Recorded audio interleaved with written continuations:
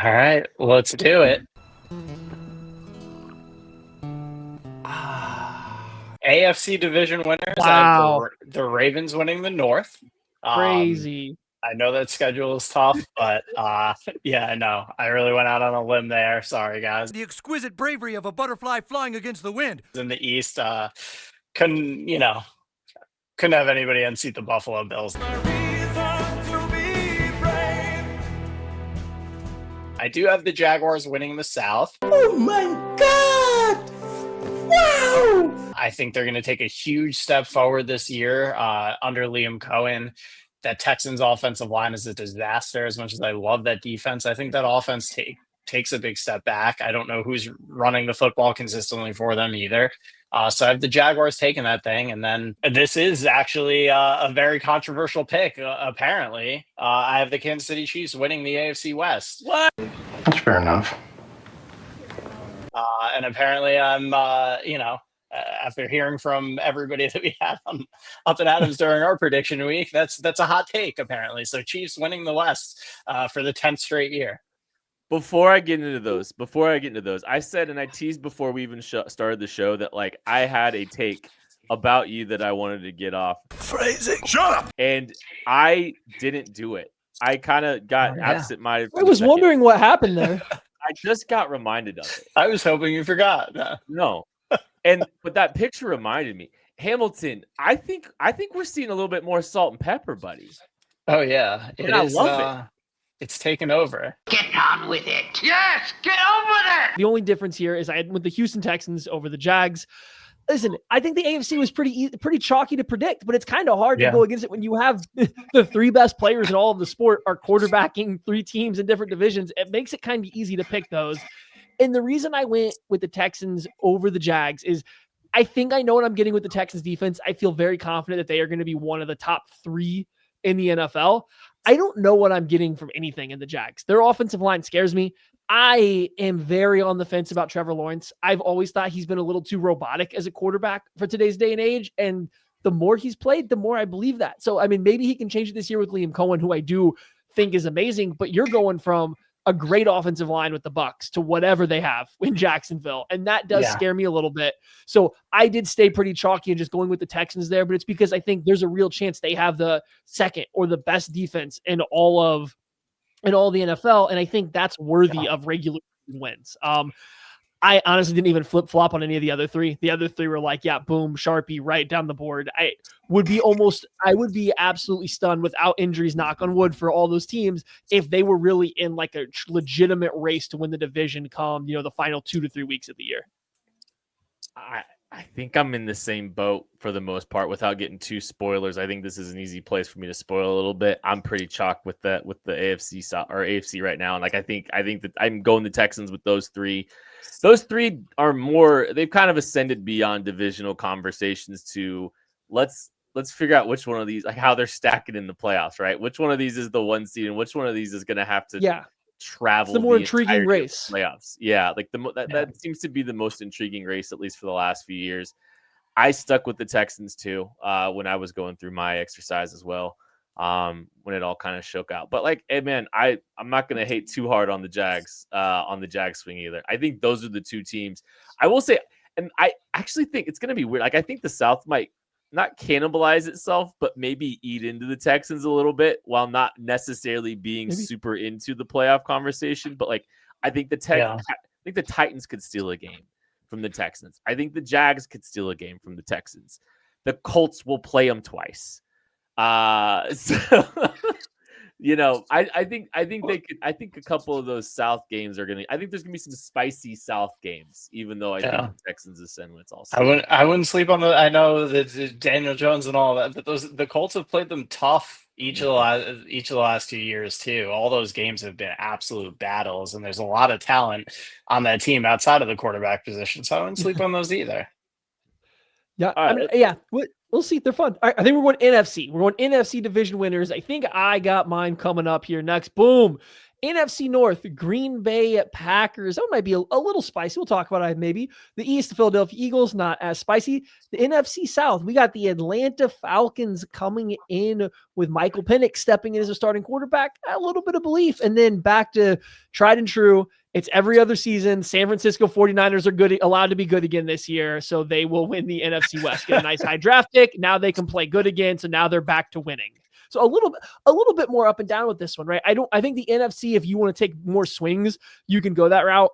The NFC North is a hard one to pick, but I do think Micah Parsons going to Green Bay, hopefully he's healthy at some point in time, definitely tipped the scales for them. Spoiler, I'll talk about it a little bit. Like, I was already pretty high on the Packers, though, before this trade. I'd even text these guys the other day. I'm like, man, this trade's at a terrible time for me because I want to say how much I like the Packers, but now it's going to be like it's entirely because of the Parsons trade when I had this thought all off season. Like, the NFC North was a tricky one to pick, I think. And then outside that, it was just kind of like, yeah, which South team is going to, not like just fumble around this year? And I don't know, all of them. Yeah. I mean, I'll launch into mine because I had some similarities and some big differences here. I also have the Packers winning the NFC North. And just like you, I was leaning in that direction before this trade even happened. It kind of cemented it for me, but I just think with a healthy Jordan Love all year, this is going to be a little bit different. I think everything that I heard up there too, Jeff Hafley's throwing some new wrinkles in defensively. Like, they expect that defense to be better even before the Parsons deal. So excited about the Packers this year, but that division is tough. I mean, I wouldn't be shocked. I think any of those 4 teams can win it, but I like what the Packers have going chalk with the NFC East. I think the Eagles become the first back-to-back NFC East champions in 20 years. I am sticking with the Bucs in the South. I do like this Bucs team a lot. I think when you look at last year, they dealt with a ton of injuries. They still won that division handily. When they had Antoine Winfield and Mike Evans on the playing in games together, it only happened 6 times last year. They were 5-1. They were 10-4 when Mike Evans is out there on the field. I think they still take that division, and I do have the Rams winning the West, assuming Matthew Stafford's back doesn't explode. With everything going on with the Niners and all of their injury issues already, it scares me. I want to pick the Niners. I can't get there with them right now. With what's gone on with that defense and everything going on with the injuries. So assuming Matthew Stafford is healthy, I do think the Rams win that division this year. So a couple of things. Detroit, I think we're like, everyone's freaking out about the loss of the coordinators, which I'm not trying to diminish, but the talent might be better than what the talent is better than what they rolled out at the end of the 2024 season in the playoffs, right? Like, their defense is upgraded. You're going to get Aiden Hutchinson back. You got DJ Reed. I don't know. I think there's a little Lions fatigue there that I think we need to keep an eye on. I want to ask you a couple of questions. Oh, you got something? I was going to say the big concern for me with the coordinator changes are tough, are going to be tough. I mean, look at the guys in that building. They love Calvin Shepard and his energy, and he sounds like a madman, and they're all on board. And also a genius. Every player we talk to there talks about his intelligence. They absolutely love him. But on the offensive side of the ball, I know you guys have your moments with Ben Johnson, or you get a little tired of all the love that he gets. But Ben Johnson was a phenomenal offensive coordinator. I know John Morton was in the building with him a few years ago. He comes from that Sean Payton tree. There's belief in him too, but it is, we've seen it in the past where losing your offensive coordinator, an offensive coordinator that's that good, can really sandbag a team. And I do have concerns there. And again, it's not that I think the Lions are going to be bad. We'll get to them again in a little bit, but I just think it was close to begin with. So I give the edge to the Packers with the continuity that they have, and with some of the things they're able to do this offseason and beef up that roster a little bit. And similarly for me, and we can go real quick because we are going to talk Lions later, but a theme for me, and I'll talk about the Rams later, the Lions later. Offensive lines protecting for quarterbacks who I don't know if they want to deal with bad offensive line play is scared me away from some division winners. I mean, I talked about it with Trevor Lawrence and the Jags. Stafford's got a bad back, and the Rams' offensive line might not be great. I don't know if that's a great combination for a veteran quarterback. So I just a whole long season behind that entire offensive line. Like we saw what Stafford, how difficult it was for him to move in the playoffs last year once that back was acting up and that offensive line couldn't block. Granted, it was the Philadelphia Eagles, but like you could functionally see Stafford could not move whatsoever in that game. Yeah. I'm a little nervous. And then like same thing with the Lions, some offensive line changeover, some guys retiring. You also lose your offensive coordinator, and we've all seen Jared Goff when the protection around him isn't great. So like that's one of my biggest, I don't want to say like things are just scaring me away from some teams right now. So we can go to Hamilton's wild card teams next, but that is yeah. I have 2 questions for you. I get to interrupt. Sure. I get to interrupt you sometimes. This is fun. It's not asking. Of all the NFC, wild card teams. Of all the NFC divisions, which one do you think I had the best aggregate record? The West. I think North is easy, obvious answer to say, but I think the West is what you went with. I'm going to say the North, even though it's obvious. I went the West. I think, and I think the schedules easy schedule. The schedules play out easier for the NFC West to have a lot of teams. I think that's a pretty competitive, because like I think the worst team, the Seahawks and the Cardinals being the worst, one of the Seahawks or the Cardinals being the worst team in your division's pretty good. Yeah. And I was a little bit of a Seahawks hater, believe it or not, when I was doing this. So I think the NFC West gets the preseason.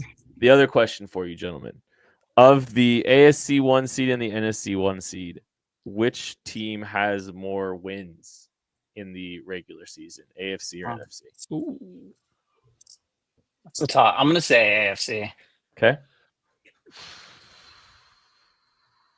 But I will say the NFC, going through this exercise and like really, the NFC is so much deeper this year than it's been over the past 2 years. I think that the level of competition there is definitely rising. Because remember, there was that narrative a couple of years ago. Oh, the NFC is so freaking weak, and the AFC is a juggernaut. Like it's starting to balance out a little bit again. What do you say, Maddie? I'm gonna go AFC as well. I one day want to see, but I'm gonna go AFC because the Ravens and the Bills really, really care about the regular season wins. Like they do. And like I say it kind of backhandedly, but also at the same time, not really. They really do care about these regular season wins. They don't like to just coast. They don't like to just get by any given week. They want to put up 50 every single week. So I think it's going to be really hard for none of those best teams in the AFC. One of them's coming away with 14, I think, wins. It's just because they cared. The Bills and the Ravens care too much. The Chiefs have just been too good at closing out games. So like, someone's going to get that high. Yeah. And they care so much because they don't want to have to go into Arrowhead in January, even though it doesn't always matter. But yeah. I think it's the AFC. And like I think the AFC's top heavy with like three like super top heavy, like maybe the 3 best teams in football, and then the NFC.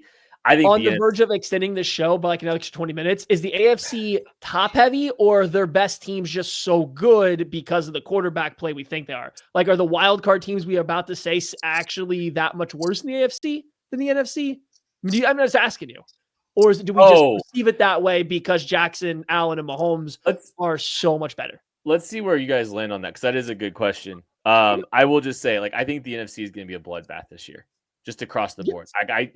I'll tell you what. I'll give you one hint. The NFC 1 seed, I think it's either 12 or 13 wins. It might be 12. I think that's fair. And like, I think it's an absolute bloodbath out over there. Like some feisty mid cards.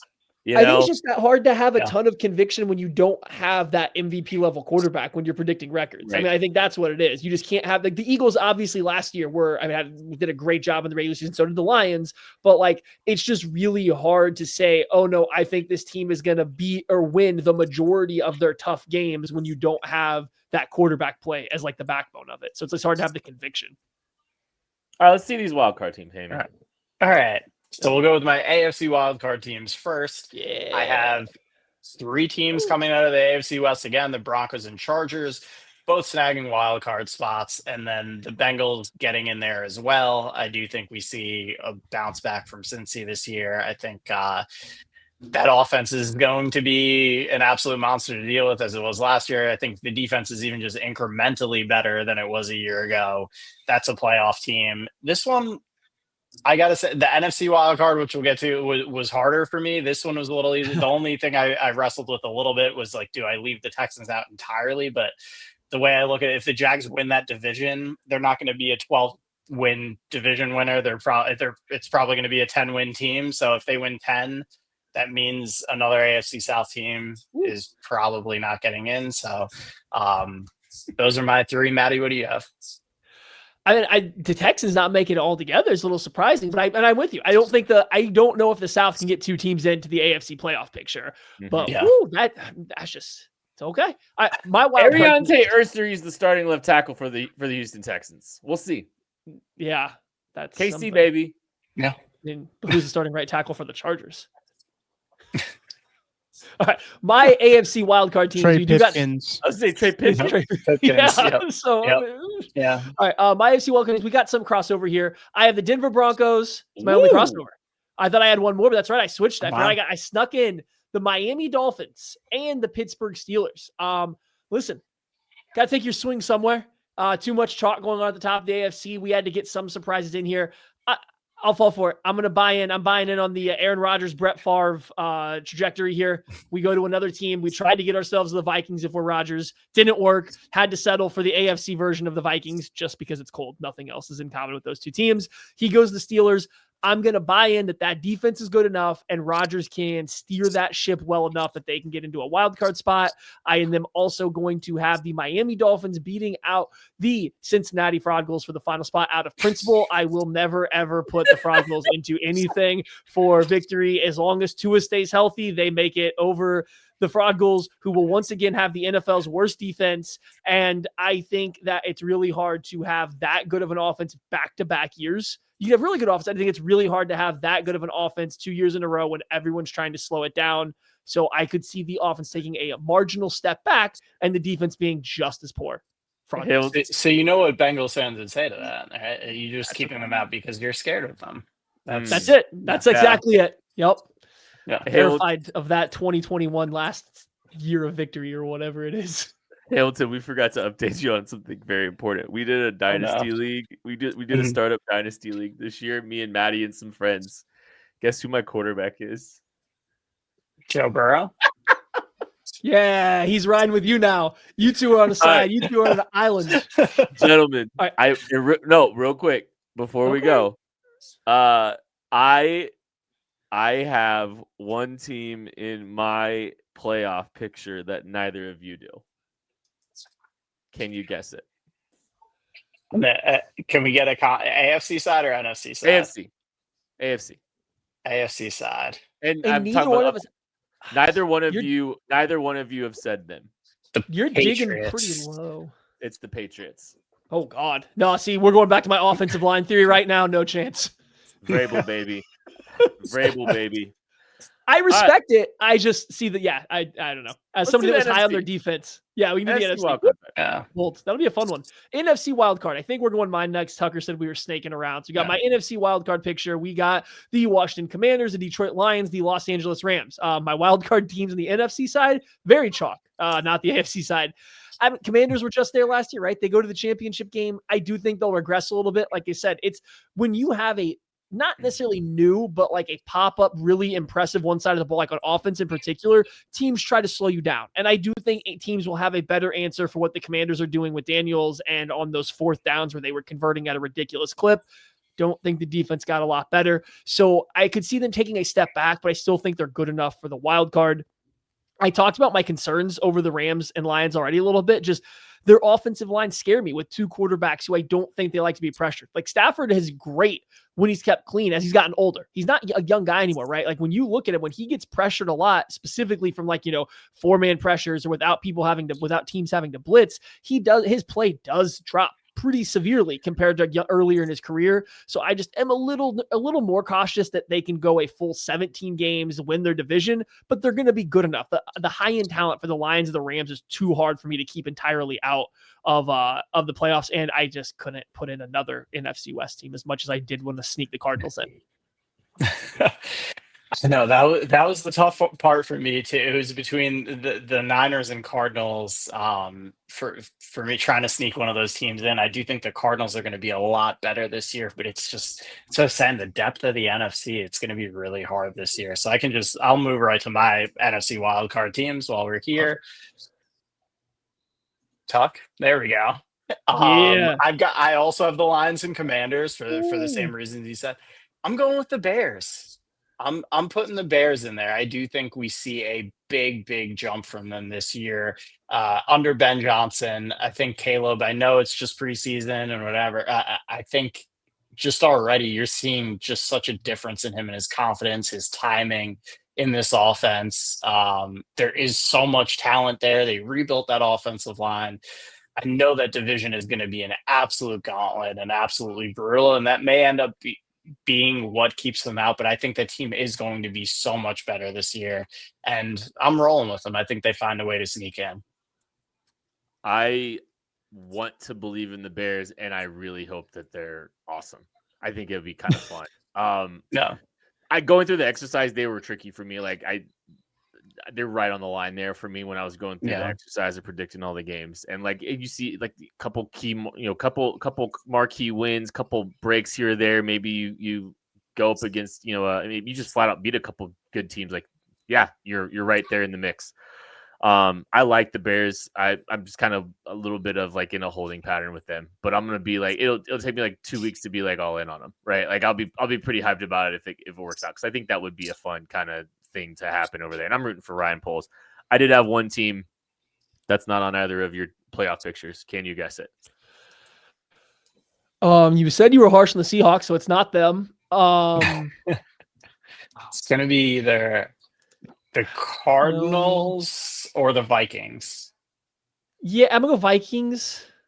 I was a generational hitter on the Vikings last year, guys. I was so bad. I think I had them going 4-13. Yeah. I picked them, and they were 10 games above my expectations last year. It's not the Vikings. I like the Cardinals. I like the Cardinals. They're sneaky. Jonathan Gannon's been doing some work there, man. Yep. Yeah. And they got a lot of talent, and he's made more with less with that group in the past, and now they got more talent. They're spicy.